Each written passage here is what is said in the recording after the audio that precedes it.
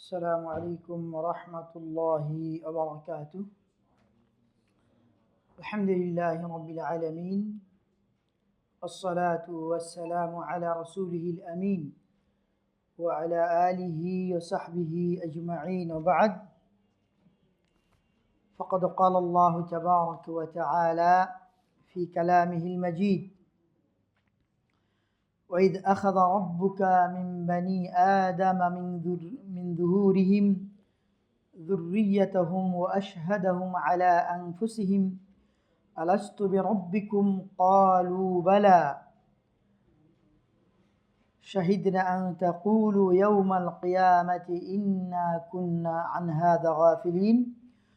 وقال النبي صلى الله عليه وسلم: ما من مولود إلا يولد على الفطرة فأبواه يهودانه أو ينصرانه أو يمجسانه إلى آخر الحديث.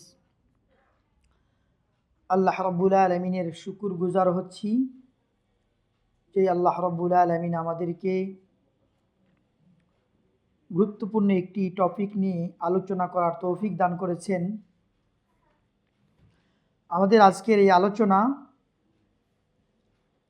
ইমাম বুখারী ট্রাস্ট এবং কুল্লিয়াতুল কোরআন কারীম উত্তরা ঢাকা কর্তৃক যৌথ আয়োজনে আমাদের এই সাপ্তাহিক ইলমি আলোচনার বিষয় যেমনটি জেনেছেন, দ্বীনি সমাজ বিনির্মাণে আমাদের দায়িত্ব ও কর্তব্য। এ বিষয়ে কোরআন এবং সুন্নাহ থেকে আমরা কিছু কথা বলার চেষ্টা করব ইনশাআল্লাহ। আপনারা যারা বিশেষভাবে কুল্লিয়াতুল কোরআন কারীম এর ক্যাম্পাসে উপস্থিত হয়েছেন, আমাদের অনলাইন প্ল্যাটফর্ম থেকে যারা অংশগ্রহণ করেছেন, সকলকে আহলান ওয়া সাহলান ওয়া মারহাবান জানাই। আল্লাহ রাব্বুল আলামিন আপনাদের এই আশা, এই বসাকে যেন দ্বীনের স্বার্থে কবুল করেন, আমিন। সম্মানিত উপস্থিতি, আমাদের যে বিষয়টি সেটি হলো দ্বীনি সমাজ বিনির্মাণে আমাদের দায়িত্ব ও কর্তব্য। কোরআন এবং সুন্নাহয় অসংখ্য উদ্ধৃতি রয়েছে যা প্রমাণ করে যে সমাজ গঠনে আমাদের অবশ্যই কিছু পয়েন্ট, কিছু দায়িত্ব, কিছু কর্তব্য যেগুলি অবধারিত, অব্লিগেশন, আবশ্যকীয়। আবার কিছু বিষয় আছে আমরা নিজে থেকেই স্বতঃস্ফূর্তভাবে আমরা করতে পারি আমাদের সমাজকে সুন্দরভাবে উপস্থাপন করার জন্য। এটা দুইভাবে হতে পারে। তো প্রত্যেকটা সমাজ তাদের নিয়ম নীতি রয়েছে। আমি যদি ইসলামী সমাজের কথা বলি, মুসলমানদের কাছে যে নবী মুহাম্মদুর রাসূলুল্লাহ সাল্লাল্লাহু আলাইহি ওয়াসাল্লাম দায়িত্ব নিয়ে দুনিয়া আগমন ঘটেছিল, সে সমাজের গুরুত্ব এবং তাদের দায়িত্ব, এবং এই সমাজের লোকেরা যারা নবী মুহাম্মদুর রাসূলুল্লাহকে ফলো করে, অবশ্যই তাদের দায়িত্ব রয়েছে, সেগুলি তাদের পালন করতে হবে এবং সেগুলি তাদের অবশ্যই শিরোধার্য সেগুলি পালন করার ক্ষেত্রে। আসি আমরা যদি লক্ষ্য করি, প্রাণীরা যখন তাদের গণ্ডির মধ্যে বসবাস করে, তাদের একজন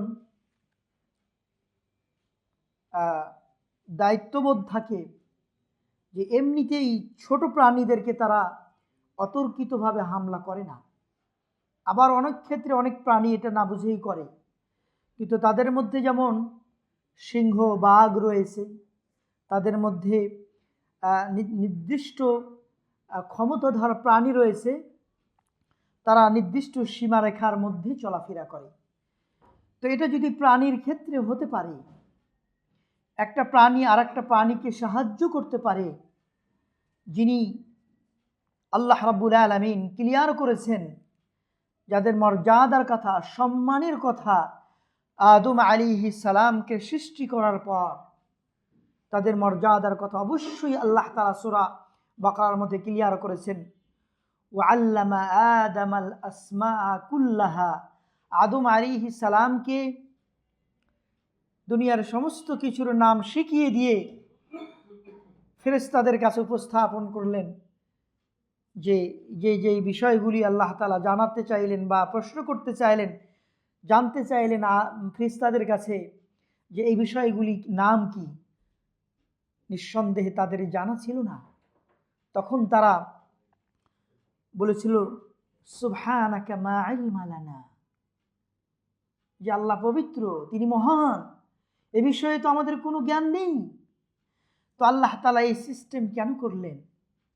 এজন্যই যেটা প্রমাণ করতে চাইলেন মানুষের যে সম্মান মর্যাদা রয়েছে, এটা আল্লাহ রাব্বুল আলামিন নিজে উপস্থাপন করলেন ফেরেশতাদের কাছে। এটা বোঝাতে চাচ্ছি মানুষের সম্মান মর্যাদা রয়েছে।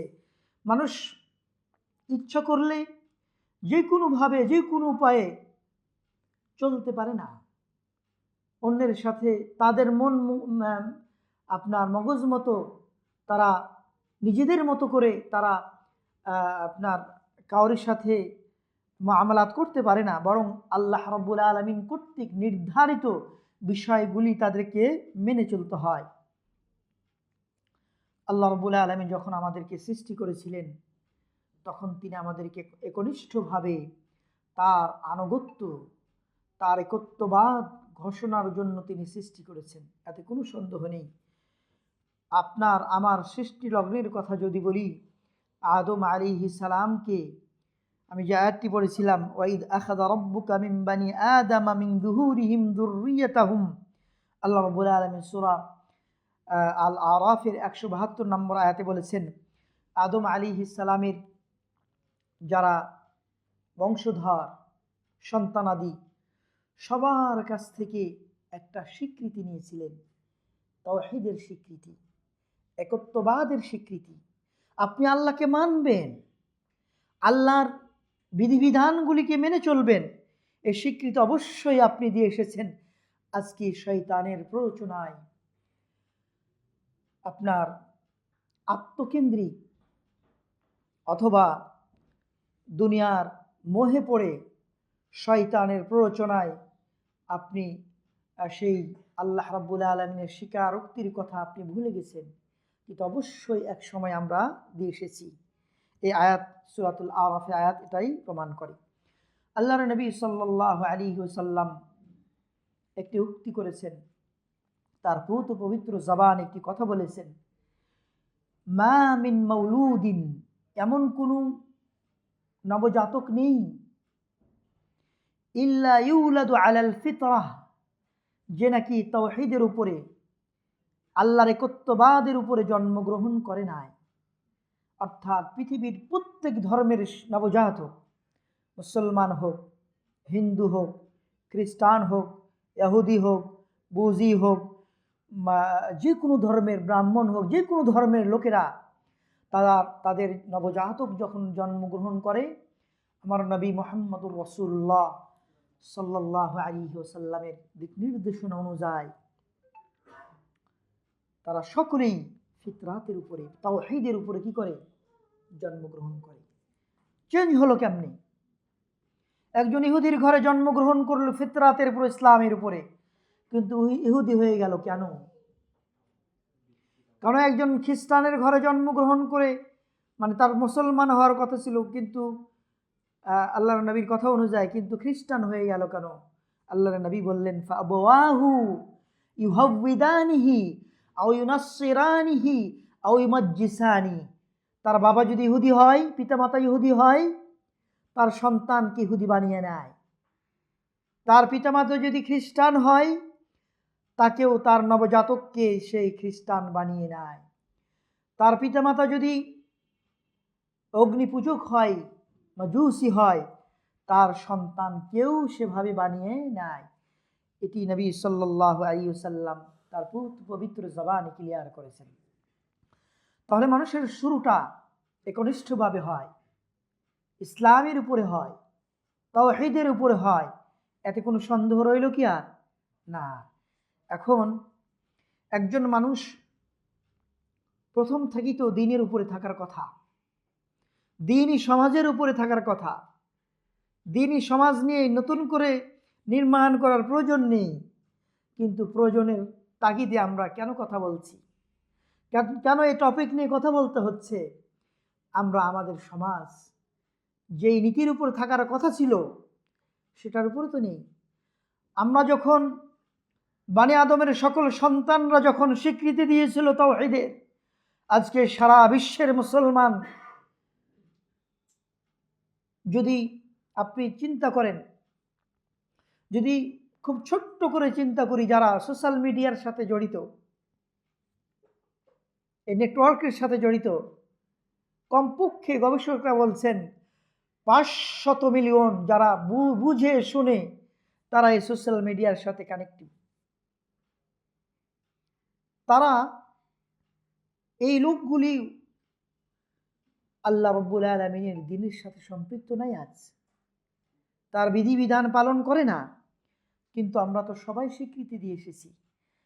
এজন্যই আজকে দ্বীনি সমাজ বিনির্মাণের কথা উঠছে, যে আমরা আমাদের দায়িত্ব, আমরা আমাদের কর্তব্য থেকে আমরা সরে গেছি, আমাদের অস্তিত্বের উপরে আজকে আমরা নেই, আমাদের অস্তিত্ব বিলীন। মানে যেই নীতি, যে আদর্শ, যে সমাজ, যেই দ্বীন, যে তাওহীদ, যে আচার আখলাক হওয়ার কথা ছিল, সেটা কি আমাদের মাঝে আছে? নেই। সেই জন্য আমরা বলতে চাচ্ছি, দ্বীনি সমাজ বিনির্মাণে আমার দায়িত্ব কি? আমি একজন তালিবুল ইলম হিসেবে আমার দায়িত্ব কি? আপনি একজন সমাজ সেবক হিসেবে আপনার দায়িত্ব কি? একজন শিক্ষক হিসেবে তার দায়িত্ব কি? একজন মসজিদের ইমাম হিসেবে তার দায়িত্ব কি? একজন সাধারণ মুসল্লি হিসাবে, সাধারণ খেটে খাওয়া মানুষ হিসাবে, একজন ব্যবসায়ী হিসাবে তার কি দায়িত্ব? প্রত্যেকের আলাদা আলাদা দায়িত্ব আছে না? নিজ নিজ অবস্থান থেকে দায়িত্ব আছে না? একজন অভিভাবক কিচ্ছু করে না, সে হাল চাষও করে না, চাকরি বাকরিও নেই, ব্যবসা বাণিজ্য নেই, শুধু খায় আর ঘুরে বেড়ায়, তারও কিন্তু দায়িত্ব আছে। কেমনে দায়িত্ব?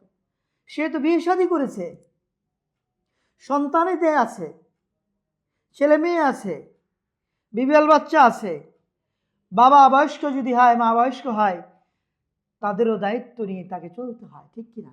চাকরি বাকরি না থাক, ব্যবসা বাণিজ্য না থাক, সে কিন্তু দায়িত্ব প্রাপ্ত।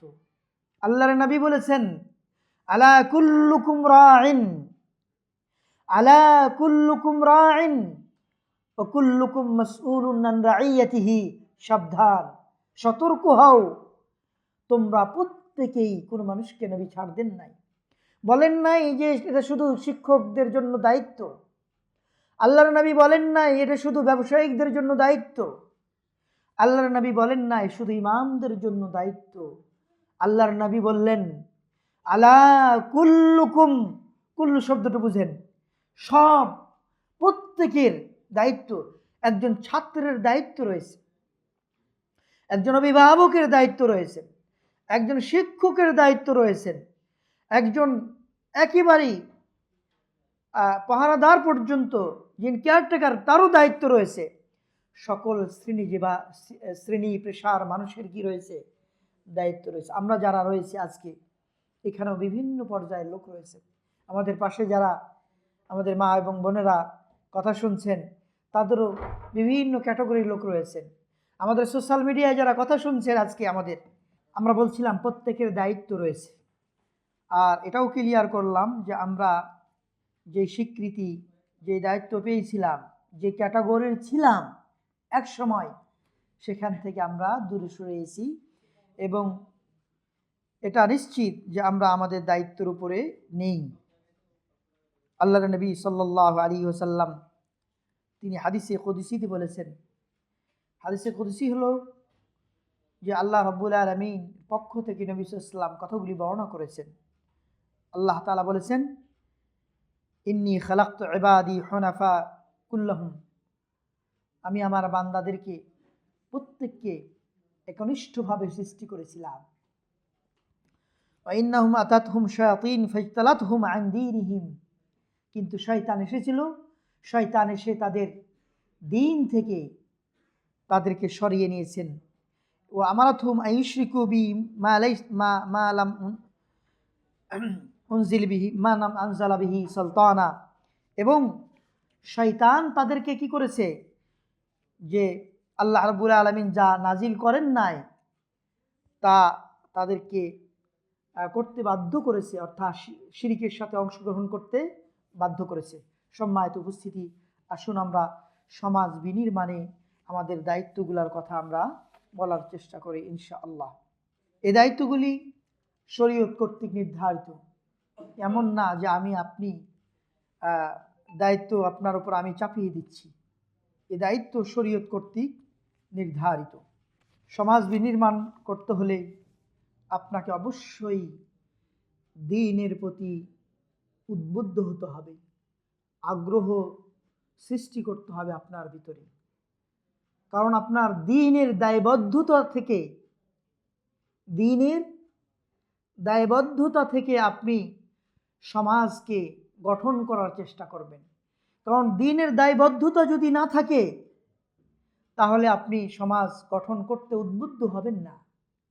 এটা যে আল্লাহ রাব্বুল আলামিনের ফরমান, আল্লাহ এটা দায়িত্ব দিয়েছেন, এ কথা আপনাকে আগে কি করতে হবে, বুঝতে হবে। এটার দলিল কি? এটার অবশ্যই দলিল রয়েছে। আল্লাহ তাআলা বলেছেন, ইয়া আইয়ুহাল্লাযীনা আমানুত্তাকুল্লাহ। বিভিন্ন দলিলের মধ্যে একটি দলিল হলো যে হে ইমানদার লোক সকল, কু আনফুসাকুম, ইয়া আইয়ুহাল্লাযীনা আমানু কু আনফুসাকুম, হে ইমানদার লোক সকল তোমরা নিজে বাঁচো ও আহলিকুম নারা, তোমরা নিজে বাঁচো এবং তোমাদের পরিবার পরিজনকে বাঁচাও কোত্থেকে? জাহান্নামের আগুন থেকে। এই দায়বদ্ধতা থেকেই নিজে বাঁচার কথা, আপনার পরিবার পরিজনকে বাঁচার জন্য এই দায়বদ্ধতা থেকে একটি সমাজ গঠন করবেন, যে সমাজ প্রতিষ্ঠিত হবে কিসের উপরে? দ্বীনের উপরে। যে সমাজ আপনাকে আমাকে পথ দেখাবে, জান্নাতের পথ, সঠিক পথ। সেজন্য আল্লাহ রাব্বুল আলামিন বিভিন্ন দিক নির্দেশনা দিয়েছেন। তার মধ্যে একটি দিক নির্দেশনা হলো, ইয়া আইয়ুহাল্লাযীনা আমানু কু আনফুসাকুম ওয়া আহলিকুম নারা, হে ঈমানদার লোক সকল তোমরা যারা ঈমান এনেছো নিজে বাঁচো এবং পরিবার পরিজনকে জাহান্নামের আগুন থেকে বাঁচাও। সম্মানিত উপস্থিতি, তাহলে আমাদেরকে অবশ্যই জাহান্নামের আগুন থেকে বাঁচতে হলে অবশ্যই আমাদেরকে ঈমান আনতে হবে এবং আপনার সন্তানদেরকে বাঁচানোর চেষ্টা করতে হবে, অর্থাৎ দ্বীনের উপরে প্রতিষ্ঠিত করার জন্য চেষ্টা করতে হবে। এখন কিভাবে নিজে বাঁচবেন, কিভাবে পরিবার পরিজনকে বাঁচবেন, এই আয়াতের বিশ্লেষণ করতে গিয়ে আলী ইবনে আবি তালিব কে ছিলেন? সর্বপ্রথম একজন সাহাবী ছিলেন, ইসলামের চতুর্থ খলিফা ছিলেন, আল্লাহর নবীর মেয়ের জামাই ছিলেন, এতগুলো বৈশিষ্ট্য। আলী ইবনে আবি তালিব তিনি বলেছেন, এটি বহু হাদিসে এসেছে, আব্দুর রাজ্জাক মুসান্নাফ ইবনে আব্দুর রাজ্জাক এসেছে, ইমাম মুনদির কিতাব এসেছে, মুস্তাদরাক হাকিম এসেছে, ইমাম জারির তবারি নিয়ে এসেছেন, বাইহাকি এসেছে ফিল মাদখালে। তিনি বলেছেন, কু আনফুসাকুম ওয়া আহলিকুম নারা বিল ইলম, তোমাদের সমাজ সন্তানদেরকে যদি জাহান্নামের আগুন থেকে বাঁচাতে চাও, প্রতিষ্ঠিত একটি সমাজ করতে চাও, দ্বীনি একটি সমাজ গঠন করতে চাও, তাহলে এটি সম্ভব হবে ইলমের মাধ্যমে। ইলমকে প্রতিষ্ঠিত করার মাধ্যমে আপনি নিজে জ্ঞান অর্জন করবেন, আপনার সন্তান সন্ততিকে জ্ঞান অর্জন করার চেষ্টা করবেন, না হলে সম্ভব না। সেজন্য তিনি বলেছেন, আল্লিমু আওলাদাকুম ওয়া আদ্দিবুহুম লিল খাইর, তোমাদের সন্তানদেরকে কল্যাণ শিক্ষা দাও, তোমাদের সন্তানদেরকে আদব কায়দা শিক্ষা দাও, সমাজ দ্বীনের উপরে প্রতিষ্ঠিত হবে, জাহান্নাম থেকে সমাজ মুক্তি পাবে, আল্লাহ তাআলার একত্ববাদের উপরে প্রতিষ্ঠিত হবে। কোরআন কারীমের সূরা তাহরিমের 6 নম্বর আয়াত, ইয়া আইয়ুহাল্লাযীনা আমানু কু আনফুসাকুম ওয়া আহলিকুম নারা ওয়াকুদুহান নাস ওয়াল হিজারা। আল্লাহ বলছেন, হে ঈমানদার লোক সকল, তোমরা নিজে বাঁচো, পরিবার পরিজনকে বাঁচাও জাহান্নামের আগুন থেকে। ওয়াকুদুহান নাস ওয়াল হিজারা, যেই জাহান্নামের ইন্ধন হলো কি? মানুষ। ওয়াকুদুহান নাসু, মানুষ, ওয়াল হিজারা, পাথর। অর্থাৎ এই সমাজের মানুষগুলি জাহান্নামকে ভরে দেওয়া হবে, এই সমাজের মানুষগুলি দিয়ে সমাজকে ভরে দেওয়া হবে পাথর দিয়ে। এই আল্লাহ রাব্বুল আলামিন সূরা তাহরিমের আয়াতে ক্লিয়ার করেছেন, এ কথা স্পষ্ট। আসুন, আল্লাহর নবী সাল্লাল্লাহু আলাইহি ওয়াসাল্লাম বিভিন্নভাবে বিভিন্ন উদ্ধৃতির মাধ্যমে তিনি ইলম শিখতে, জ্ঞান অর্জন করতে উদ্বুদ্ধ করেছেন। কি জন্য? একটি সমাজকে দ্বীনের উপরে প্রতিষ্ঠিত রাখতে হলে ইলম ছাড়া, জ্ঞান অন্বেষণ করা ছাড়া, হালাকা হোক, খুতবার মাধ্যমে হোক, মাদ্রাসার জায়গায় হোক, আলেম ওলামার পাশে সান্নিধ্যে এসে হোক, আপনাকে জ্ঞান অর্জন করতেই হবে, না হলে আপনি কোনোভাবেই আপনি দ্বীনি সমাজ গঠন করতে পারবেন না। তাহলে দ্বীনি সমাজ নির্মাণ করতে হলে আমাদের প্রথম দায়িত্ব এবং কর্তব্য হলো আপনাকে ইলম অর্জনে আগ্রহী হতে হবে। ইলম অর্জনে কি হতে হবে? আগ্রহী হতে হবে। আপনি ভাববেন, সুবহানাল্লাহ, আমি তো মাদ্রাসার ছাত্র নয়, আমি আলেম নই, আমি তালিবুল ইলম, জ্ঞান অন্বেষণকারীও নই, আমার বয়স অনেক হয়ে গেছে, আমি ব্যবসা করি, আমি বিভিন্ন কর্পোরেটের সাথে জড়িত, বিভিন্ন দুনিয়াদারির সাথে জড়িত, আমার বয়স হয়ে গেছে, বিভিন্ন অজুহাত আসে না। আপনি সমাজ গঠন করতে উদ্বুদ্ধ হবেন না। আপনার মধ্যে যদি এই স্পিরিট তৈরি না হয় আল্লাহর দ্বীনকে বুলন্দ করার জন্য, এই তৈরি হবে তখনই যখন আপনি বুঝবেন যে দ্বীনের উপর সমাজকে গঠন করা উচিত। এটি তখনই সৃষ্টি হবে যখন আপনার মধ্যে দ্বীনের জ্ঞান প্রতিষ্ঠিত হবে। হুযায়ফা ইবনুল ইয়ামান রাদিয়াল্লাহু তাআলা আনহু, আল্লাহর নবীর বিশিষ্ট সাহাবী, উমর ইবনুল খাত্তাব নিজে জিজ্ঞেস করতেন, উমর জিজ্ঞেস করতেন রাদিয়াল্লাহু আনহু, হুযায়ফা, তোমার কাছে আল্লাহর নবী যে লিস্ট দিয়েছেন, মুনাফিকদের লিস্ট, মদিনার মুনাফিকদের লিস্ট, সেই লিস্টে কি আমার নাম আছে? আল্লাহর নবীর সাহাবী উমর তাকে জিজ্ঞাসা করতেন। সেই হুযায়ফা ইবনে ইয়ামান রাদিয়াল্লাহু তাআলা আনহু বলছেন, কানান নাসু ইয়াসআলুনা আনিল খাইর, মানুষেরা, মদিনার মানুষেরা, আল্লাহর নবীর সাহাবীরা কল্যাণের উপরে বিভিন্ন বিষয় জিজ্ঞাসা করত। ওয়া কুনতু আসআলুহু আনিশ শার, আল্লাহর নবীকে আমি অকল্যাণ বিষয়গুলি, যেগুলি আমাদের অকল্যাণের দিকে ধাবিত করবে, খারাপ কিছু বানিয়ে দিবে, অনিষ্টের মধ্যে ফেলে দিতে পারে, সেই বিষয়গুলি নিয়ে আমি জিজ্ঞাসা করতাম আল্লাহর নবীকে। কারণ আমি যদি অকল্যাণ না চিনি, খারাপই না চিনি, তাহলে অকল্যাণের দিকে আমাকে ফেলে দিতে পারে, শয়তান আমাকে ধাবিত করতে পারে। আল্লাহর নবীর সাহাবী কথা বলেছেন, সুবহানাল্লাহ, কি জ্ঞান, কি ইলম, কি হিকমা রয়েছে। আপনি ভালো কথাগুলি শুনলেন, জানলেন, কিন্তু খারাপ কোনগুলি, কোন কোন বিষয়গুলি শিরকের দিকে আপনাকে ধাবিত করবে, কোন কোন পয়েন্টগুলি আপনাকে বিদআতের সাথে সংশ্লিষ্ট করে ফেলবে, আপনাকে জানতে হবে। এটা কিভাবে জানবেন? এটা কিভাবে জানবেন? জ্ঞানের মাধ্যমে, ইলমের মাধ্যমে। তাহলে সমাজ, দ্বীনি সমাজ প্রতিষ্ঠিত করতে হলে, দ্বীনি সমাজ তৈরি করতে হলে অবশ্যই যে যে জায়গাতে আছেন সেই জায়গা থেকে আপনাকে কি করতে হবে? দ্বীন শিখতে হবে। নাকি সমাজ গঠন করবেন দ্বীন ছাড়া? পারবেন না। আপনি জানেন না আপনি কোনটা দিন, কোনটা জাহিলিয়াত, কোনটা জাহালাত, অজ্ঞতা, কোনটা বর্বরতা, কোনটা তাওহীদ, কোনটা ঈমান, কোনটা আখলাক, কোনটা ভালো কাজ, আপনি পার্থক্য করতে পারবেন না। সেজন্য আবশ্যকীয় কর্তব্য হলো আমাদের কি করতে হবে? দিন শিখতে হবে। একটা উদ্ধৃতি আমি আপনাদের জানাই।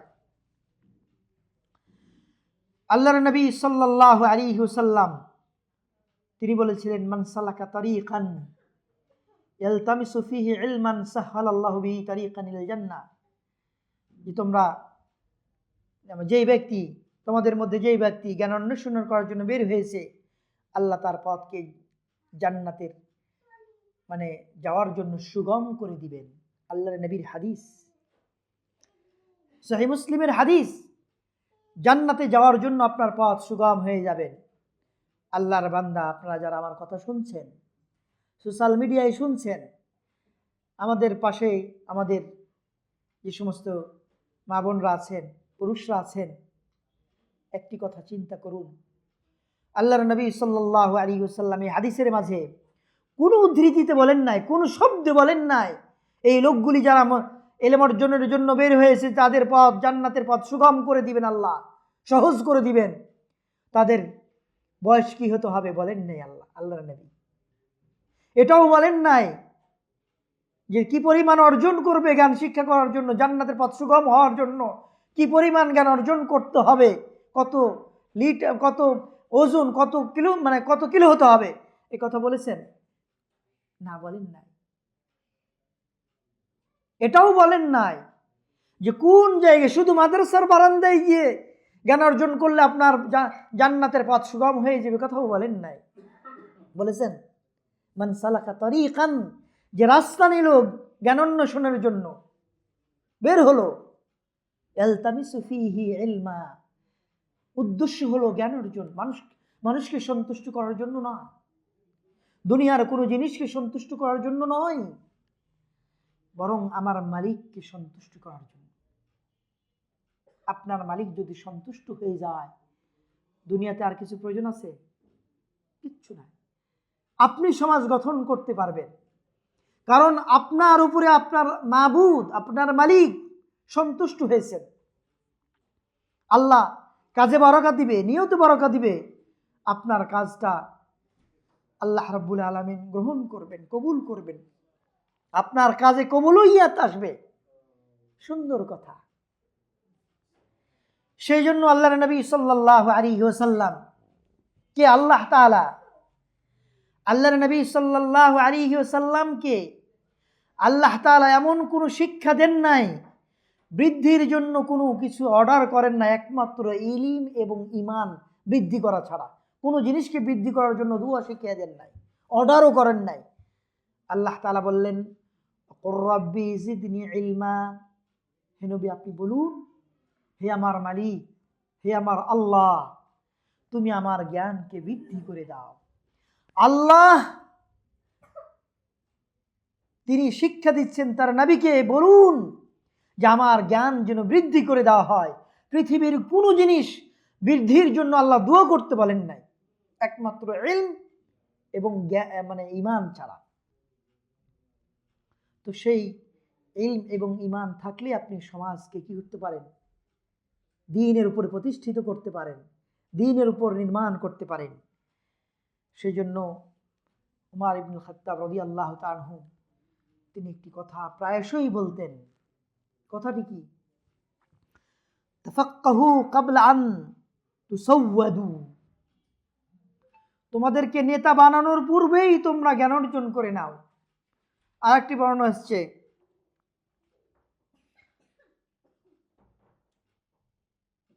ক্বাবলা আন তাসুদু। দুটি বর্ণনা, দুইটি বর্ণনার অর্থ। একটি অর্থ হলো তোমাদেরকে নেতা বানানোর পূর্বেই, অথবা তোমরা নিজেরা নেতা হওয়ার পূর্বে। আপনি যখন মানুষেরা নেতা বানিয়ে নিবে, আপনি নেতা, দায়িত্বপ্রাপ্ত সমাজ সেবক, এমপি, মন্ত্রী, আপনি আরো অনেক দায়িত্ব, চেয়ারম্যান সাহেব, সময় পাবেন না জ্ঞান অর্জন করার, কোনো হালাকায় বসার সুযোগ পাবে না। কারণ আপনার যিনি হালাকায় বসে আছেন তার উপরে তো আপনি স্টিম রুরাল চালান, তার কথা শুনতে মন চাইবে না। আপনার ওই মানুষের মাঝে বসে থেকে ওই জ্ঞান শিখতে পারবেন না, ওই অবস্থা হবে না, কারণ আপনি নেতা হয়ে গেছেন। খুব কম নেতা আছে যে মজলিসে গিয়ে মসজিদে বসে জ্ঞান অর্জন করার সুযোগ পায়। ভাই কি খুব কম যে এক কাতারে বসে আমি একজন এমপি মন্ত্রী, আমার কি এই শোভা পায়? না, আল্লাহ সে তৌফিক দেয় না।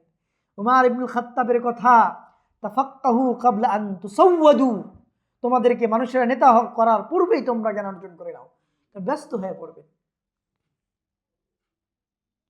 অথবা ক্বাবলা আন তাসুদু, আপনাকে নেতা বানায়নি, আপনি নেতা হয়ে গেছেন। কেমনে এমনি এটা আবার কেমনে? জি, নেতা না মানালেও আপনি নেতা হয়ে যাবেন।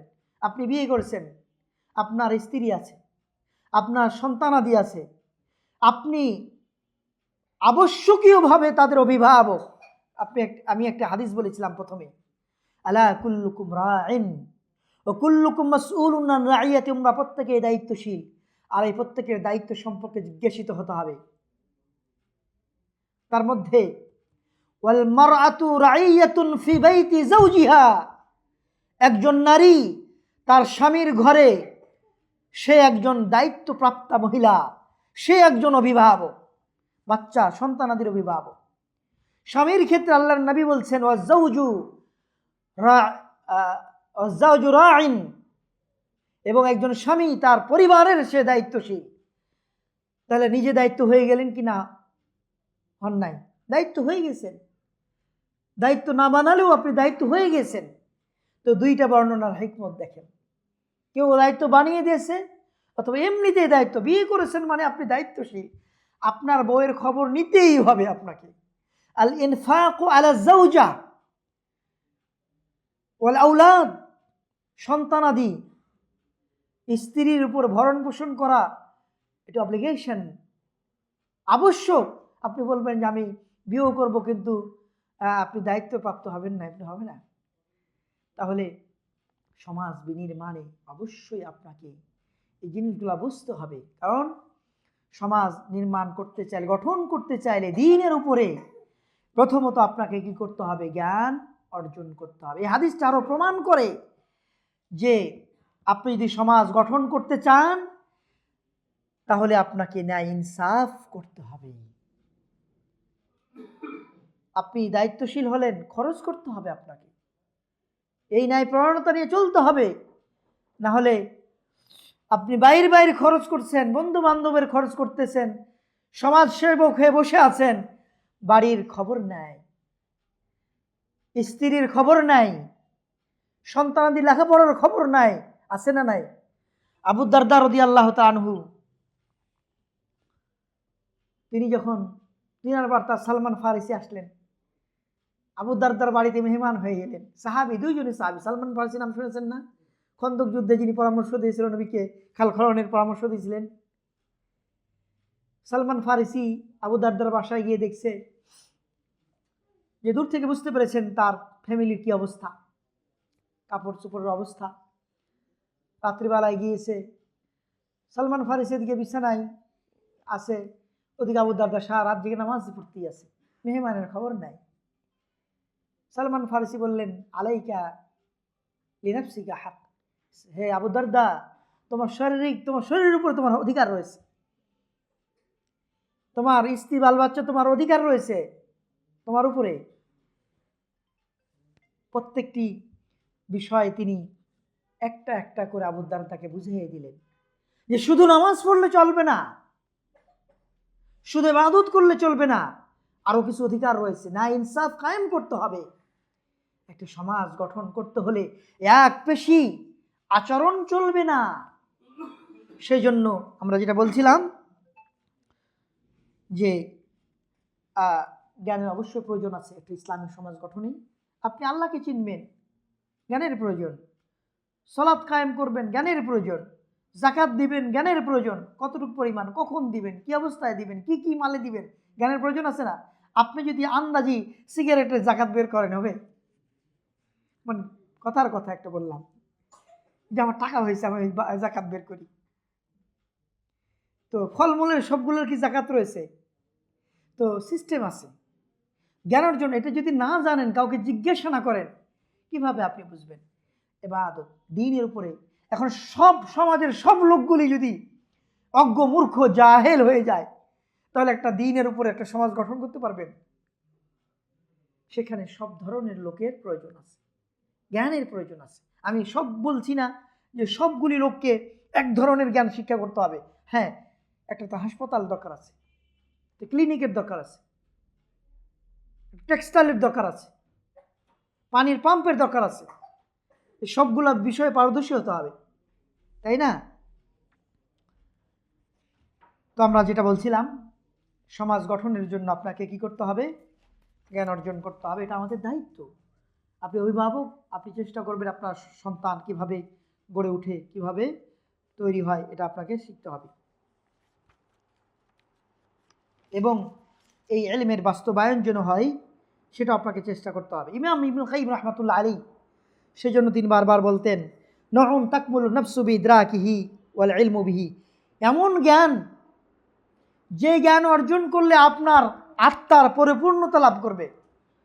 খেয়াল করুন, যে জ্ঞান অর্জন করলে আপনার আত্মার পরিপূর্ণতা লাভ করবে, অর্থাৎ আপনার সমাজ যদি গঠন করতে চান, তাহলে অবশ্যই আপনার পরিপূর্ণতা আপনার মধ্যে একটি অবশ্যই ঈমানি চেতনা কাজ করতে হবে। সেই জ্ঞানের মধ্যে একটি হলো যে আল ইলমু বিল্লাহ। একটু কমাই দেন কিন্তু একটু কমাই দেন, হালকা করে। যে আল্লাহ সম্পর্কে জ্ঞান অর্জন করা, আল্লাহর নাম, আল্লাহর আদেশ নিষেধের উপরে কি করা? জ্ঞান অর্জন করা। সামাজিক অস্থিরতা দূরকরণের লক্ষ্যে আপনাকে কিছু বিষয় খেয়াল করতে হবে। সে বিষয়গুলি আলেম সমাজ এবং যারা নেতাবর্গ, তাদের কোনো কাজে হঠকারিতা, তাদের সাথে দ্বন্দ্বে জড়িত হওয়া সাধারণ ব্যক্তিবর্গের জন্য কি নয়, উচিত নয়। এটা আমাদের দায়িত্ব এবং কর্তব্য। আল্লাহর নবী সাহাবী আনাস ইবনে মালিক, নাম শুনেছেন? আল্লাহ রাসূলের 10 বছরের কি ছিলেন? খাদেম ছিলেন। আল্লাহ রাসূলের সাহাবী বলছেন, নাহানা কুবরাউনা মিন আসহাবি রাসূলিল্লাহ সাল্লাল্লাহু আলাইহি ওয়াসাল্লাম। আল্লাহর নবীর সাহাবী বলছেন, আল্লাহর নবীর বড় বড় সাহাবীরা আমাদেরকে নিষেধ করতেন যেন আমরা আমাদের নেতাদেরকে গালিগালাজ না করি। পার্থিপক্ষ চেষ্টা করতে হবে, কারণ এটার মধ্যে বরকত নেমে আসে না। এটি মূলত ইসলামী রাষ্ট্রের নেতাবর্গের কথা বলা হচ্ছে, এটা আবার বুঝতে হবে। সব ধরনের মানুষকে গালিগালাজের মধ্যে কি নেই, কোনো উপকার নেই। তবে এটা নিশ্চিত যে দায়িত্বপ্রাপ্ত ব্যক্তিরা তার সরকারকে ঠকাবে না। আপনি একটা সরকার কর্তৃক দায়িত্ব পালন করে, দায়িত্ব দেওয়া হয়েছে, যে সরকারি আসুন, দায়িত্ব হিন্দু খ্রিস্টান বৌদ্ধ কর্তৃক দায়িত্বপ্রাপ্ত হয়েছেন, তো আপনি তার কাজে, সরকারি কোনো কাজে কি করবেন না, ফাঁকি দিবেন না। তেমনিভাবে আল্লাহর নবী সাহাবী বলছেন, ওয়ালা তাগুশুহুম, তাদের কোনো কাজে আপনি ফাঁকি দিবেন না। 1 কোটি টাকা বাজেট করলো, 50 লাখ টাকা আপনি মেনে নিলেন, খাটের নিচে তেল হোক, সিমেন্ট হোক, আর হোক, সব ভর্তি করে রাখলেন, বাকি টাকা আপনি দিলেন। এর কাজ যেন করা যাবে না। চাউলের অর্ধেক বাজেটের অর্ধেক আপনি নিজেই পরিবারের জন্য রেখে দিলেন, না, কাজ করা যাবে না। এটা সমাজ বিনির্মাণে এটা ভূমিকা রাখে না, সমাজ ধ্বংসে এই ভূমিকা রাখে। তাহলে আমানতদারিতা বজায় রাখতে হবে। সমাজ নির্মাণ করতে হলে আমানতদারিতা কি করতে হবে? বজায় রাখতে হবে। তিনি বলেছেন, ওয়ালা তাবগুদুহুম ওয়াত্তাকুল্লাহ ওয়াসবিরু মাআ ফাইনাল আমরা করিব। তারপরে সমাজ যদি সুন্দরভাবে গঠন করতে চান, ঈমানের উপরে প্রতিষ্ঠিত করতে চান, মানুষকে হকের উপর প্রতিষ্ঠিত করতে চান, মানুষগুলিকে ভালো হোক সেটা চান, মানুষেরা সবাই ঈমানের উপর প্রতিষ্ঠিত থাকুক, কেউ কার উপরই অত্যাচার না করুক, এরকম কিছু যদি চান, দরজা লাগে, তাহলে কি করবেন? আল্লাহ রাব্বুল আলামিন কর্তৃক যে ইবাদত, সেগুলি আপনি কি করবেন? যথাযথ পালন করবেন। এটা প্রত্যেক মুসলিম ব্যক্তির দায়িত্ব, আলাদা আলাদাভাবে দায়িত্ব। বলবেন এটার মধ্যে আবার কেমনে সমাজ প্রতিষ্ঠা হয়? জি, আপনার সমাজের মানুষরা যখন দেখবে আপনি একজন নামাজি, নামাজ পড়েন, যাকাত দেন, সঠিক কাজ করেন, আপনার সমাজের মানুষরা আপনার অনুকরণ করার চেষ্টা করবে, ঠিক কি না? আপনি যদি আল্লাহর বিধানের দিকে যান, আল্লাহ কি বলেছেন? ইন্নাস সালাতা তানহা আনিল ফাহশাই ওয়াল মুনকার, নিশ্চয় নামাজ, নিশ্চয় সালাত বেহায়াপনা অশ্লীল কাজ থেকে বাধা দেয়। তো বেহায়াপনা, অশ্লীল, নোংরা, ইসলাম গর্হিত কাজগুলি থেকে বাধা যদি দেয়, সমাজটা সুন্দর হবে না খারাপ হবে? বলুন তো, সমাজটা সুন্দর হবে না খারাপ হবে? সুন্দর হবে। বেহায়াপনা, অশ্লীল থাকে যদি আমাদের ভাইরা, আমাদের ছাত্ররা, আমাদের সন্তানরা, আমাদের বাবারা, আমাদের সমবয়সীরা, আমাদের সমাজের মানুষরা যদি সালাত আদায় করে, আপনি চিন্তা করুন তো, এই মহল্লার 5 নম্বর উত্তরা 5 নম্বর সেক্টরের সবাই যদি যখন আজান হয়ে যাবে, প্রত্যেকটা বাড়ি থেকে বড় থেকে ছোট্ট পর্যন্ত সবাই যদি একে অপরে বেরিয়ে যায়, কত সুন্দর একটা মানে মনোরম পরিবেশ। সুবহানাল্লাহ। মদিনায় যখন আমরা ছিলাম, মদিনার যখন আজান হয়ে যায়, দোকানগুলো একবারে শাটার মানে বন্ধ করা শুরু হয়ে যায়, কত ভালো লাগে। মালগুলা বাইরেই পড়ে রয়েছে, কিছু মাল আপনার দোকানে চলে গিয়ে নামাজে চলে গেছে।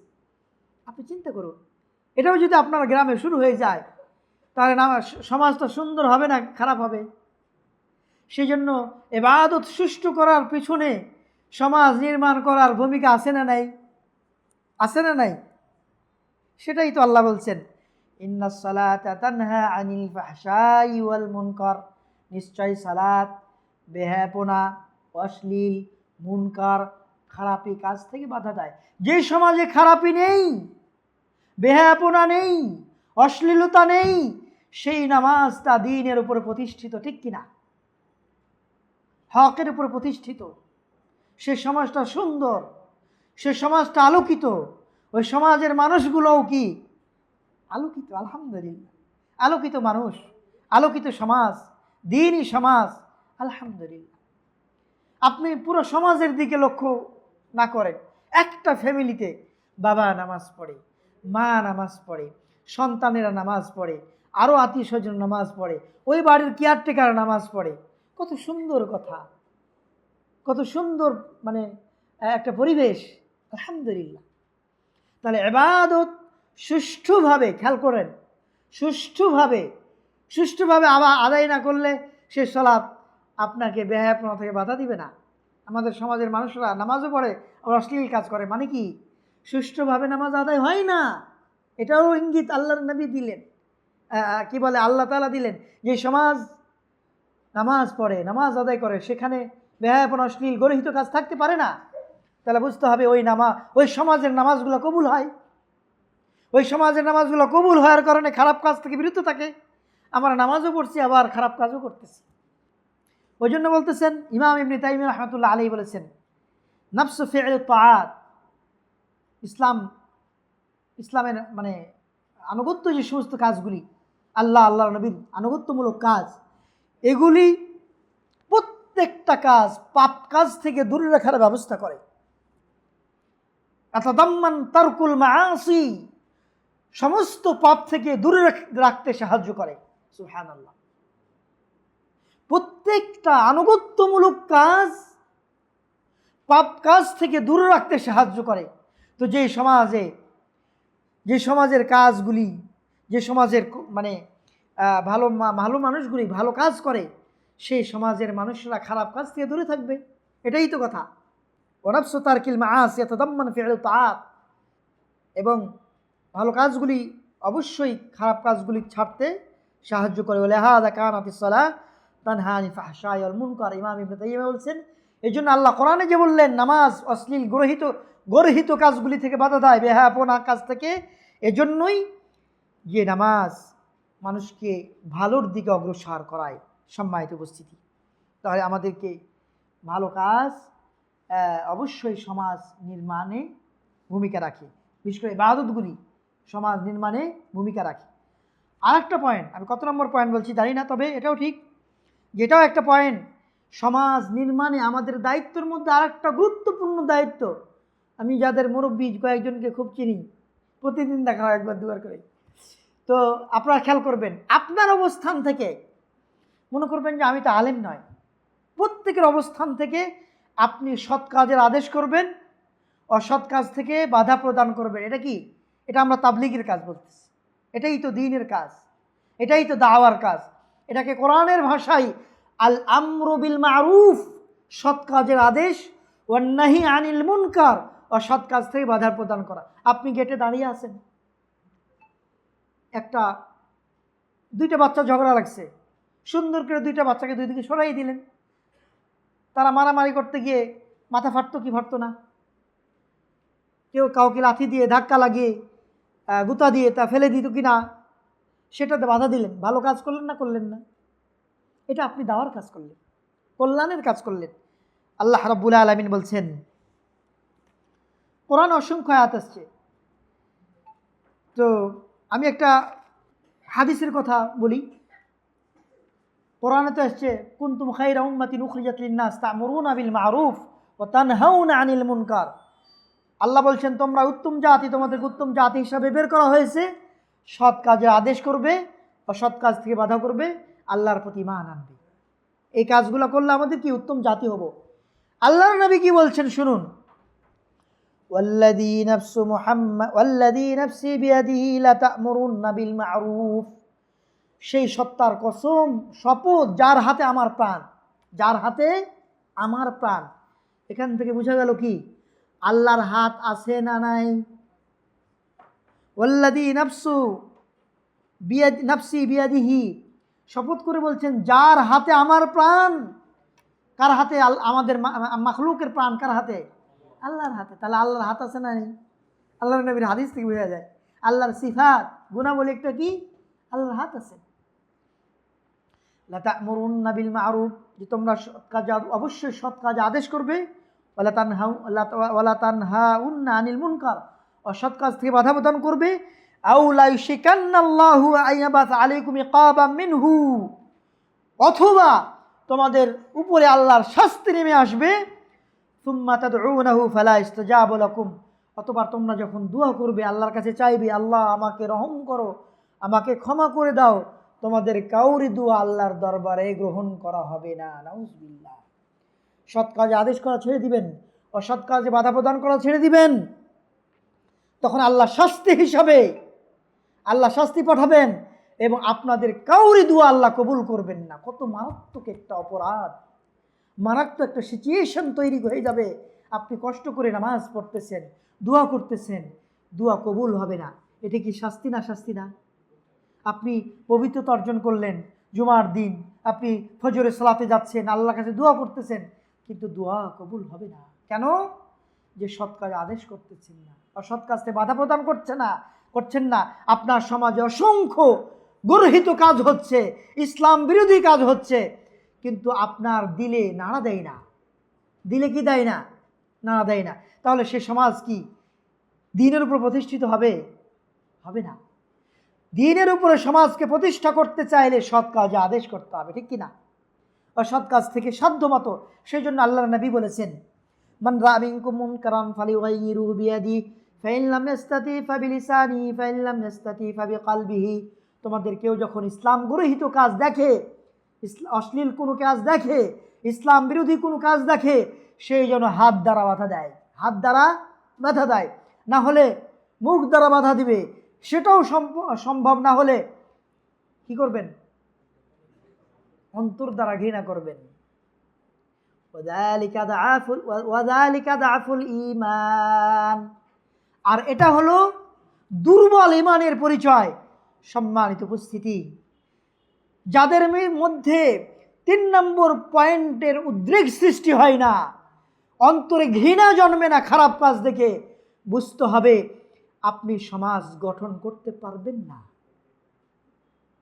আপনি আল্লাহর কাছে পাকড়াও হবেন, আপনার মাঝে ইমানের যাররা পরিমাণ অংশ নেই,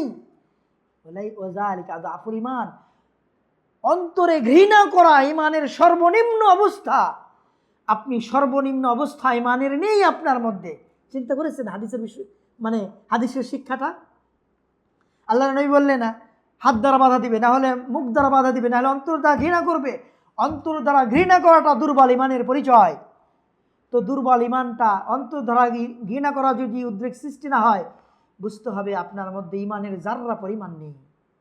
তাহলে আপনি যদি সমাজ গঠন করতে চান, আপনাকে অন্তর মানে হাত দিয়ে বাধা দিতে হবে, আপনার মুখ দিয়ে বলতে হবে, না হলে কমপক্ষে ঘৃণা করতে হবে, বাবা যে কাজটা আমার সমাজের লোকেরা করছে এতে আমি সন্তুষ্ট নয়, আমি ব্যথিত, আমি কষ্ট পাই। আল্লাহর কাছে পানা চাইতে হবে, হে আল্লাহ এই অপরাধ থেকে আমাকে মুক্ত করো। বুঝেছেন? কেউ যদি আপনার গীবত করে, আপনার বাধা দেওয়া উচিত। আল্লাহর নবী বলছেন, মান যাব্বা আন ইরদাখিহি বিল গীবা কানা হাক্কান আলাল্লাহি ইউতিকাহু মিনান নার। কেউ যদি কোনো ভাইয়ের সামনে গীবত করতে দেখে, আন্দাজে গীবত করছে, গীবত মানে কোনো একটা জিনিস তার মধ্যে আছে, ওই কথাটা তার ভাইকে বলছে, তো আমার ভাই কি সন্তুষ্ট হবে আমার বিরুদ্ধে বলা? অথচ আমার মধ্যে আছে, সন্তুষ্ট তো হবে না, খুশি হবে না। ওটাই হলো গীবত। আর যেটা আমার মধ্যে নাই, আমার ভাই বলছে, তাহলে আমার কুৎস রটনা করলো, মানে অপবাদ দিল, তাহলে এটা তো আরও বড় অপরাধ, বুহতান। সেটা তো আরও জায়েজ নেই, কোনো অবস্থা জায়েজ নেই। তাহলে আল্লাহর নবী বললেন, কান হাক্কান আল্লাহ ইউতিকাহু মিনান নার। কেউ যদি এরকম কোনো ভাইকে বাধা দেয়, পাপ কাজ করতেছে, বিশৃঙ্খলা সৃষ্টি করতেছে, অপরাধ করতেছে, ওই যদি জানে তার মধ্যে হিংসা বিদ্বেষ ছড়াবে, মারামারি কাটাকাটি হবে না, যে গীবত করার আপনার অপবাদ দেওয়া, তাহলে কি হলো? আপনি এটাকে বাধা দিয়ে দিলেন, মানে রুখে দিলেন, একটা সমাজকে ধ্বংসের পথ থেকে বাধা দিয়ে দিলেন। তাহলে সমাজটা ধ্বংস হয়ে যাচ্ছিল, দ্বীনি সমাজ গঠনে সাহায্য করলেন না? সেই জন্য আল্লাহর নবী বললেন, কানা হাক্কান আলাল্লাহি আইয়ুতিকাহু মিনান নার। আল্লাহর উপর অধিকার হয়ে যায়, যে বান্দা বাধা দিল গীবত করা থেকে, বুহতান অপমান দেওয়া থেকে বাধা দিল, তাকে রুখে দিল, আল্লাহর নবী বললেন, কানা হাক্কান আলাল্লাহি আইয়ুতিকাহু মিনান নার। আল্লাহ রাব্বুল আলামিনের উপর তার অধিকার হয়ে গেল যে তাকে আল্লাহ তাআলা যেন জাহান্নামের আগুন থেকে মুক্ত করে দেন। সুবহানাল্লাহ। চিন্তা করেছেন? জাহান্নামের আগুন থেকে মুক্ত হয়ে যেতে পারেন ছোট্ট একটি কাজের মাধ্যমে। আপনার সামনে গীবত করতেছে, আপনার সামনে কাউকে অপবাদ দিচ্ছে, আপনি বলবেন, ভাই স্টপ, আমি কথা শুনতে চাই না, আমি কথা জানতেও চাই না, এর মধ্যে কোনো কল্যাণ নেই। আপনি যখন তার জীবনে একবার কোনো মানুষকে বাধা দিবেন, তার জীবনটা শুধরে যাবে, কোনোদিনই কথা বলার সাহস পাবে না। যখনই কেউ গীবত করতে আসবে, তখনই তার স্মরণ আসবে, আমি তো অপমানিত হয়েছিলাম, ঠিক কিনা? ওই সমাজটা সুন্দর হবে না খারাপ হবে? খারাপ হবে না সুন্দর হবে? সুন্দর হবে। এটা সমাজ সুন্দরকরণের লক্ষ্য। জি হ্যাঁ, গীবত থেকে বেঁচে গেল, এক। দুই নাম্বার, আরেকজন মানুষকে বাঁচিয়ে দিল, সবাই বাঁচলো, নিজেও খারাপ কাজ শোনা থেকে বেঁচে গেল, আলহামদুলিল্লাহ। নিজের উপকার হলো, অন্যর ভাইয়ের উপকার করলো। কথা বুঝছেন? নিজের উপকার হলো, অন্য ভাইয়ের উপকার করলো, আলহামদুলিল্লাহ। আল্লাহর নবী সাল্লাল্লাহু আলাইহি ওয়াসাল্লামের উপর একটা আয়াত নাজিল করেছিলেন আল্লাহ, কুল হাযিহি সাবিলি ইয়াদউ ইলাল্লাহি আলা বাসীরাতিন আনা ওয়া মান ইত্তাবা'আনি সুবহানাল্লাহ ওয়া সুবহানাল্লাহি ওয়া মা আনা মিনাল মুশরিকিন। সূরা ইউসুফের 108 নম্বর আয়াত। আল্লাহ তাআলা বলছেন, তার নবী বলছেন, হে নবী আপনি বলুন, আমি আল্লাহর দিকে দাওয়াত দেই, আমি জ্ঞান অনুযায়ী দাওয়াত দেই, এবং আমি আমার অনুসারীরা সবাই জ্ঞান অনুযায়ী দাওয়াত দেই, মানে নবী এবং নবীর যারা অনুসারী সাহাবায়ে কিরাম, যারা আমরাও অনুসরণ করেছি, তারাও জ্ঞান অনুযায়ী দাওয়াত দেয়। সুবহানাল্লাহ। আল্লাহ শিখিয়ে দিচ্ছেন বান্দাকে, বলো হে নবী বলো যে আল্লাহ পবিত্র, আল্লাহ মহান, আমা আনা মিনাল মুশরিকিন, আমি মুশরিকদের অন্তর্ভুক্ত নই, মানে আমরা সবসময় তাওহীদবাদী থাকবো, এটাও শিক্ষা দিচ্ছে আয়াতে। তাহলে এখানে জ্ঞান অর্জন করা মানে দাওয়াত দিবেন, মানুষকে বলবেন, আমল করবেন কিসের উপরে? বাসীরা, দ্বীনের উপরে, ইমানের উপরে, আমলের উপরে, সঠিকতার উপরে। এটাই হলো আমাদের কর্তব্য। তাহলে আল্লাহ কি বলছেন? ওয়াকানা হাক্কান আলাইনা নাসরুল মুমিনিন। আল্লাহ বলছেন সূরা রুমের 47 নম্বর আয়াত। তাহলে আমাদের উপরে কর্তব্য হয়ে গেল। আল্লাহ বলছেন ওয়াকানা হাক্কান আলাইনা। যদি আল্লাহ এই কথা বলেন ওয়াকানা হাক্কান আলাইনা, তো কথাটা কার উপরও মানে আবশ্যক হয়ে যায়? আল্লাহর উপরে। আল্লাহ বলছেন আমার উপর আবশ্যক হয়ে গেল মুমিনদেরকে সাহায্য করা। তখন আল্লাহ সাহায্য করবেন মুমিনদের সমাজ কিভাবে গঠন হবে, কিভাবে দ্বীনের উপর প্রতিষ্ঠিত হবে, কিভাবে সমাজ বিনির্মাণ হবে, আল্লাহ দায়িত্ব নিয়ে নেবেন। ঠিক কিনা? আল্লাহ আরো বলছেন ইন্না লানানসুরু রুসুলানা ওয়াল্লাযীনা আমানু। আল্লাহ বলছেন নিশ্চয় আমি রসুলদেরকে সাহায্য করি এবং যারা ঈমান এনেছে তাদেরকেও আমি সাহায্য করি। তাহলে আমাদের সমাজ গঠন আমাদের আল্লাহ সাহায্য করবেন না করবেন না? করবেন। আরও কিছু উক্তি আমি বলে আপনাদেরকে আমি ছেড়ে দেবো ইনশাআল্লাহ স্বল্প সময়ের মধ্যে। আমাদের সমাজে আমরা যদি সমাজকে বিনির্মাণ করতে চাই, আমরা বললাম যে গীবত পরনিন্দা থেকে আমরা বেঁচে থাকতে পারবো, বেঁচে থাকতে হবে। আল্লাহ তাআলা বলছেন ওয়ালা ইয়াগতাব বা'দুকুম বা'দা, হুজরাতের 12 নম্বর আয়াতে বলছেন যে তারা কেউ অপরে কি করবে না? গীবত ভৎসনা করবে না। কারণ আল্লাহর নবী সাহাবী ইবনে আব্বাস বলছেন হারামাল্লাহু ইয়াগতাবাল মুমিন আয়ুগতাবাল মুমিন। আল্লাহ হারাম করেছেন কোনো মুমিনকে অপবাদ দেওয়া, তার গীবত করা যে কোনো বিষয়ে। কারণ এটা মৃত্যু ভাইয়ের গোশত খাওয়ার মতো হারাম। মৃত্যু ভাইয়ের গোশত খাওয়ার মতো হারাম। একজন মৃত্যু ভাই তার গোশত খাওয়া জায়েজ আছে কি? সেরকম হারাম। সুবহানাল্লাহ।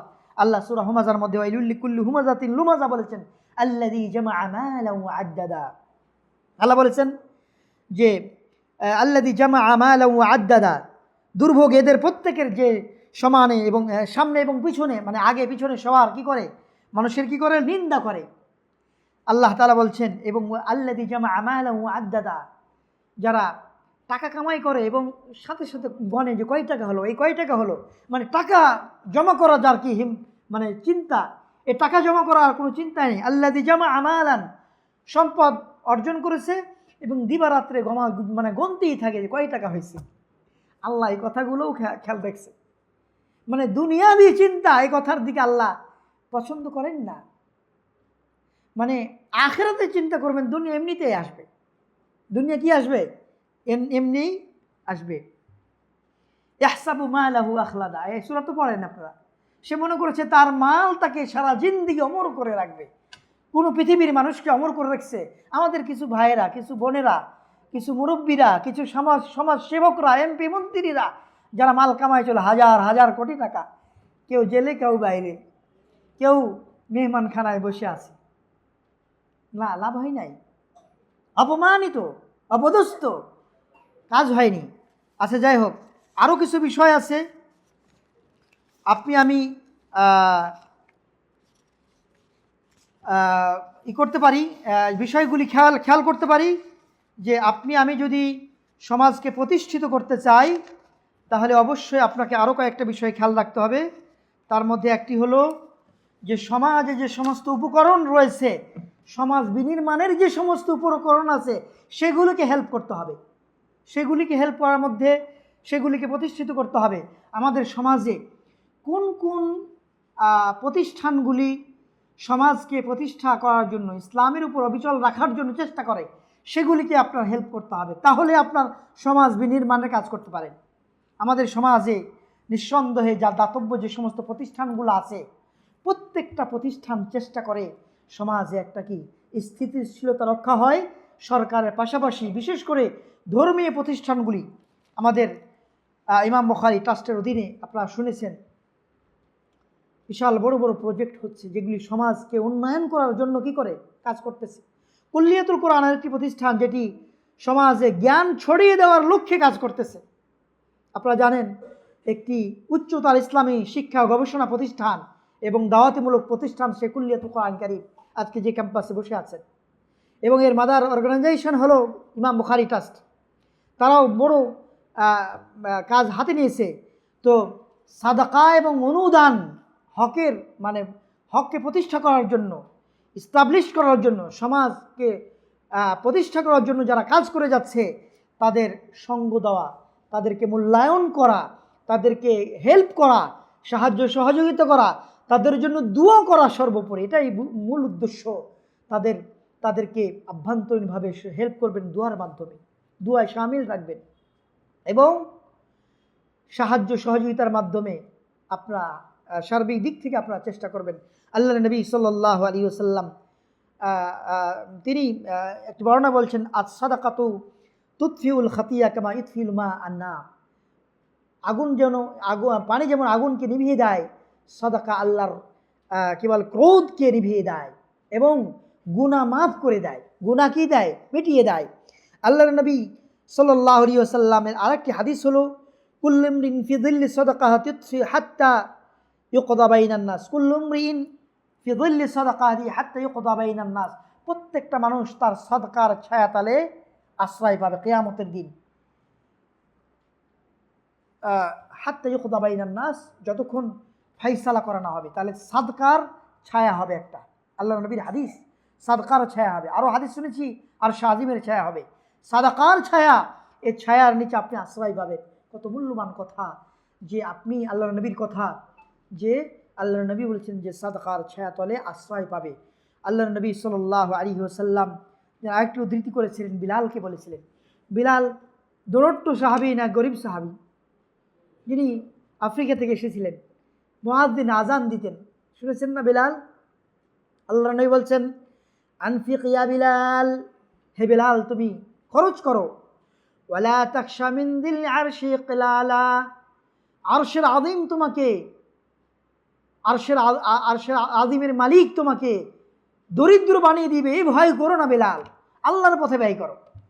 বিলালকে বলছেন, হযরত বিলাল রাদিয়াল্লাহু তাআলা আনহু বলছেন, আনফিক ইয়া বিলাল, বিলাল তুমি খরচ করো, ওয়ালা তাখশা মিন যিল আরশি ইকলালা, আরশে আযীমের মালিক তোমাকে দরিদ্র বানিয়ে দিবে, এই ভয় করো না। আমাদের তো কিছু সম্পদ রয়েছে, তো যে কোনো জায়গা দান করেন যেগুলি কাজে লাগবে, মনে করছেন যে সেই দান উপকার হবে সমাজকে স্টাবলিশ করার জন্য, দিন সমাজ গঠনে তারা কি করে, কাজ করে।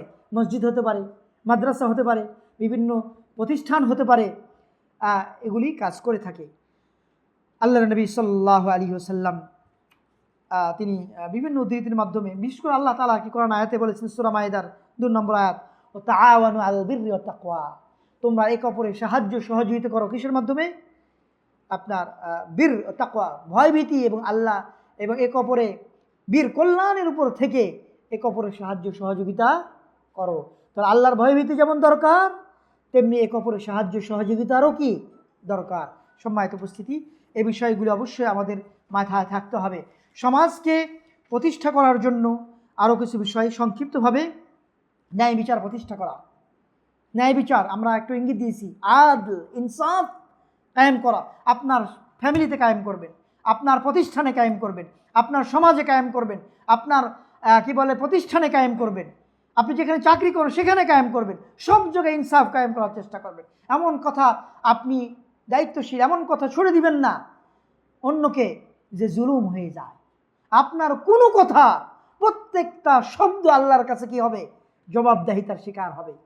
আল্লাহ তাআলা বলছেন, মা ইয়ালফিদু মিন কাউলিন ইল্লা লাদাইহি রাকীবুন আতীদ, এমন কোনো কথা বান্দার পক্ষ থেকে বের হয় না যে কথাগুলির কঠিন প্রহরীরা লিপিবদ্ধ করে না। সুবহানাল্লাহ। মা ইয়ালফিদু, সূরা কাফ না রহমান, কোন সূরা আয়াত? মা ইয়ালফিদু মিন কাউলিন ইল্লা লাদাইহি রাকীবুন আতীদ, বান্দা এমন কোনো কথা বের করে না যে কথাগুলি কঠিন প্রহরীরা লিপিবদ্ধ করে না। সূরা কাফের মধ্যে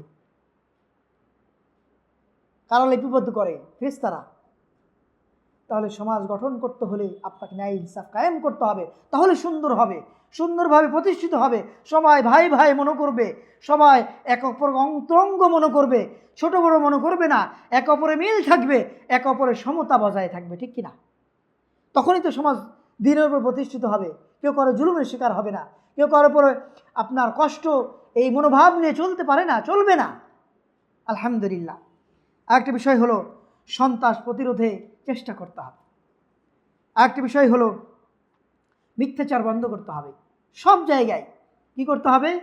মিথ্যাচার। না হলে আপনি একটা সমাজকে দিনের উপর প্রতিষ্ঠিত করতে পারবেন, এটা আমাদের দায়িত্ব, কর্তব্য। আমি অভিভাবক, আমি সবার আগে মিথ্যা থেকে কি করব, দূরে থাকবো। ওই যখন আমরা শুনি, যখন এক সন্তানকে বলে, কেউ আসছে দরজা নাড়াতে, বলো বাবা, বলো যে বাবা নাই, বলো বাবা বলো, সে সন্তানকে বলে দিচ্ছেন দরজায় যে বলো যে বাবা নেই। ও গিয়ে বলছে আমার আব্বু বলেছে যে আব্বু নেই। মানে কি কি জন্মালো, হিংসা বিদ্বেষ জন্মালো, যে কি দুর্দশা অবস্থা আমাদের মানে সমাজের। আব্বু বলেছেন, আব্বু বললেন যে আব্বু নাই। আপনার ওই বন্ধুটা কি ভাববে? তার আগে আপনার মালিক কি জবাব দিবেন? আপনি বললেন আপনি নাই, আপনি তো আছেন। মানে মিথ্যার ছড়াছড়ি, হাসির কথা, কিন্তু আসলে হাসি নাই। মানে বাস্তবতা সমাজের, মানে ইজিলি এমনিতেই মিথ্যা বলছি, আমার কোনো খেয়াল নেই, ঠিক কিনা? এমনিতেই মিথ্যা, মানে এটা যে আমার ট্রেডিশন, এটা আমার জন্য একটা মানে আমার চালাকির একটা মাধ্যম। এটা কি চালাকি? অন্যায় করে চালাকি হলো? জি, বোকাম। আপনার সন্তানকে কি শিখিয়ে দিলেন? শিখিয়ে দিলেন।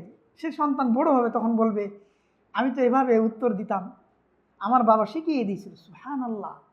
সে সন্তান বড় হওয়ার পর ভর্ৎসনা করবে, এটাই কি আমার বাবা শিক্ষা দিয়েছিল?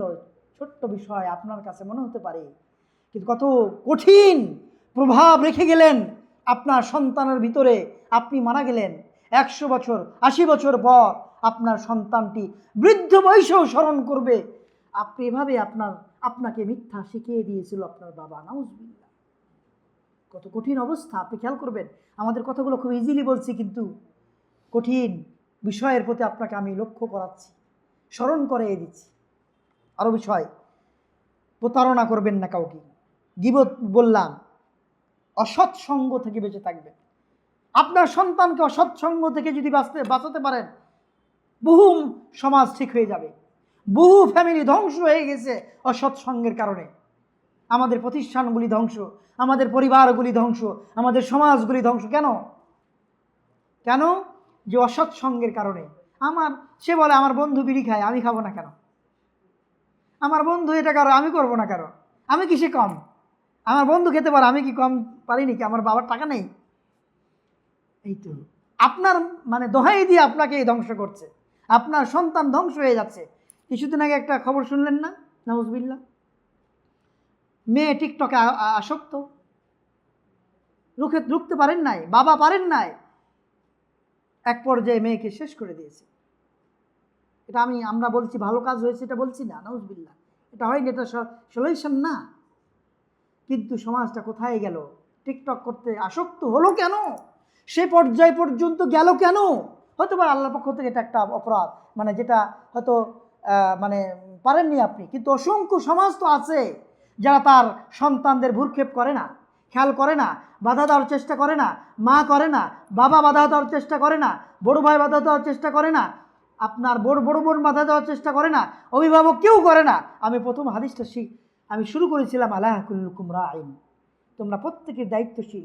আপনি অভিভাবক, পিতা, আপনি দায়িত্বশীল, আপনি মাতা দায়িত্বশীল, আপনি বড় ভাই দায়িত্বশীল, আপনি বড় বোন দায়িত্বশীল। আপনার অধীনস্থদের দায়িত্ব পালন করতেই হবে আপনাকে, না হলে আল্লাহর দরবারে আপনি জবাবদিহিতার কাতারে আপনি পড়বেন। সুদ ঘুষ এগুলি আপনাকে উঠাতে হবে আগে, তাহলে আপনি কি করতে পারবেন?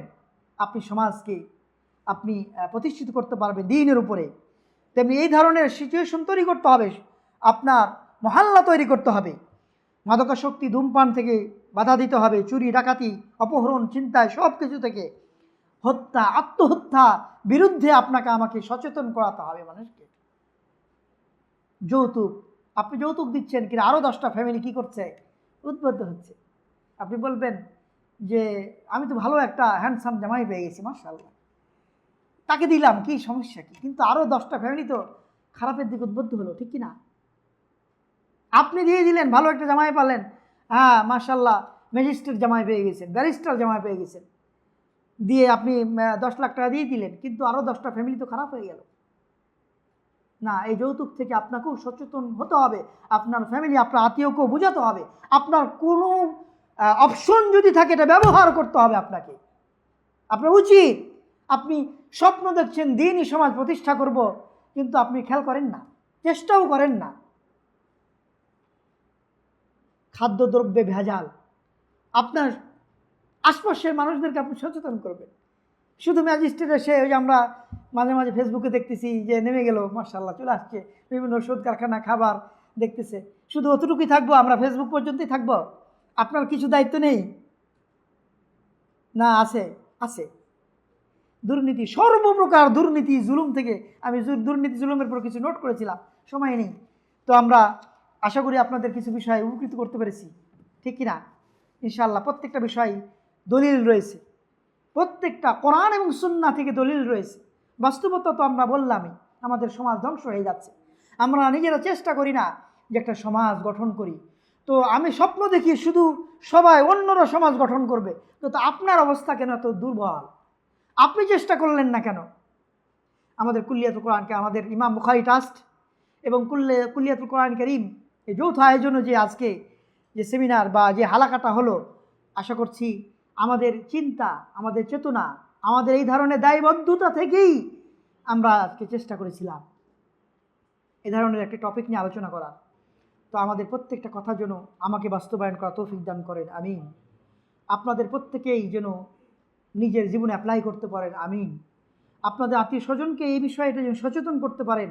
আমাদের মা এবং বোনেরা, আমাদের সোশ্যাল মিডিয়ায় যারা আমাদের এই আলোচনা শুনলেন, আল্লাহ রাব্বুল আলামিন আপনাদের প্রত্যেকেই যেন এই বিষয়গুলি অ্যাপ্লাই করার, যেগুলি খারাপ সেগুলি থেকে বেঁচে থাকার, যেগুলি আমাদের উপকারে আসবে, সমাজ, দ্বীনি সমাজ নির্মাণে আমাদের কি করা দরকার, কি করা উচিত, সেই দায়বদ্ধতা আল্লাহ যেন আমাদের মধ্যে সৃষ্টি করে দেন, সেই অপশনগুলি আমরা যেন পালন করতে পারি, সেই তৌফিক দান করেন, আমিন।